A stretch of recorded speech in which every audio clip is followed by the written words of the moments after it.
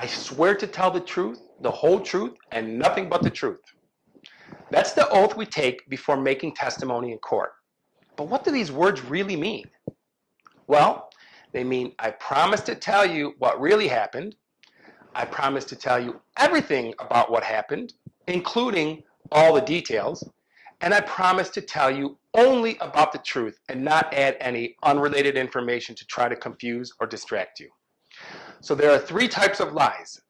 They are lies of commission, lies of omission or keeping secrets, and lies of influence.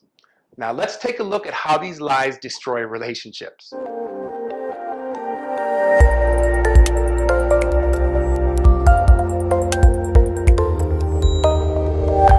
Hi everyone, I'm Dr. Antonio Borello. Welcome to my channel. Today we're going to talk about rule number 18 of my top 20 dating and relationship rules, and that is, don't keep secrets. Breakups often begin with a person keeping a secret from their partner. And once one starts keeping secrets, where does it end? Keeping secrets from your partner is one type of lying. Now, I'm not talking about innocent white lies like it was the dog that farted. I'm talking about untruths that affect the relationship to the point where trust becomes a meaningless word. So let's look at the three types of lies. The first and most obvious type of lie is a lie of commission. A lie of commission is a bold-faced lie. This type of lie is like telling someone something that is simply not true. We create or change the story to suit our needs. The second type of lie is a lie of omission.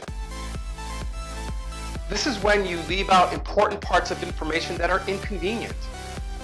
Like when you take an oath, you swear to tell the whole truth and not omit parts that are incompatible with your goals. And the third type of lie is a lie of influence. Sometimes people tell you something that's completely unrelated to the truth to cover up a lie. These lies are meant to make you believe the liar or make the liar seem like such a great person that they're unlikely to ever tell a lie. All three lies are detrimental to your relationships. That's because they break the bond of trust, and trust is so important to a relationship. Trust is a crucial ingredient to a healthy relationship. It's the bond built through emotional intimacy and honesty. And trust takes time to develop, but it's quickly and easily broken if one of the partners is constantly lying. And without trust, our relationships fall apart quickly. And yeah, trust can be repaired, but it's not an easy thing to do. People who struggle with relationships often get caught up in lies of omission and lies of influence. They say things like, well, what they don't know can't hurt them. That's simply an invitation to omit the truth under the guise of sparing another person pain. Yeah, there's a difference between keeping a secret, a lie of omission, and a bold-faced lie. But the purpose of both is to hide the truth. The end result is the same. You are in fact hiding important information that might change the outcome of your relationship. Omission is the same as lying if you withhold something relevant that the other person needs to know. For example, if you're in a committed relationship and you cheated on your partner, but you don't tell your partner, well, then you're lying to them and cheating on them. Relationships carry the expectation of fidelity, and by omitting that important fact, you're lying to them. Keeping secrets from your partner puts you on a slippery slope. It's rare for a person that tells a first lie to never distort the truth again. The act of lying, especially if you get away with it, has a built-in mechanism for repetition. Often, a second lie follows soon after, and it's made just to cover up the first lie. And the ease with which a lie can be applied as a problem-solving tool is too seductive to resist. Once its usefulness has been experienced, the temptation to use it again and again as needed is just too powerful. And when it's practiced enough, the act of lying seems to become a sport for some people.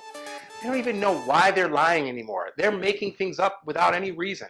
Have you ever met anyone like that before? I have.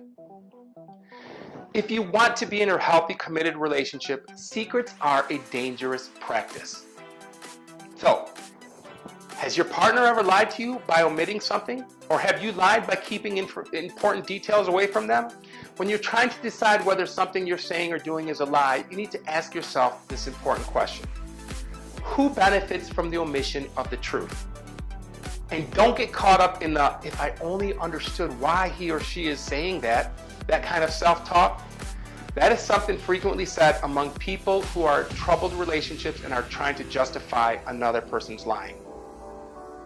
The problem with that thinking is that it leads one to believe that they can affect a change in the deceitful behavior if they only knew the reason for its existence. Yeah, don't go down that path. When a relationship is new and you are getting to know someone, sharing every detail of your sexual history might not be wise. Well, depending on that history. But as a relationship grows, couples become increasingly more comfortable with each other, and they develop trust as they share more and more of themselves. Feeling that you must hide aspects of your current life is a sign of problems with your relationship, if it's not too new. Are you hiding aspects of your life because you believe your partner will be judgmental? I mean, if it's early in the relationship, sharing intimate details of your fears, of your insecurities is understandable. That's because you haven't yet developed enough trust or feel safe enough to share, to be vulnerable, to be emotionally intimate. On the other hand, if you're doing things that are incongruent with your relationship, that's another story. That's more of a lie, period. Relationships are made of many components. People are willing to put up with various quirks in their partners simply to keep the relationship going. But if you're consistently made to feel uncomfortable or uneasy because you feel as if you can't trust your partner, then reevaluating your relationship might be wise. Being with a person you can't trust makes a healthy relationship impossible. It becomes an emotional disaster for you. Don't you deserve better? So I'm interested in hearing your comments about acceptable and unacceptable white lies. Are they ever acceptable? I'd love to hear your stories. Please leave a comment and share your thoughts. And if you've enjoyed this video and find it helpful, give it a thumbs up. Check out our other videos and share them with friends who might also find them beneficial. And if you haven't already subscribed, please do so. I'll see you in the next video. While editing this video, I remembered a situation where I told a white lie thinking that I didn't want to hurt my girlfriend's feelings. Here's the scenario. I was a rather new therapist in a big clinic. The clinic was having a holiday party, and I told my girlfriend at the time that the party was for employees only. I told her that spouses and significant others were not invited because I wanted to go to the party solo. In fact, they were invited. She later found out that I had lied to her about the party. The truth is, I wanted to go alone because I wanted to spend time getting to know my coworkers, and I felt like it would be easier for me without her. And easier for me is the key.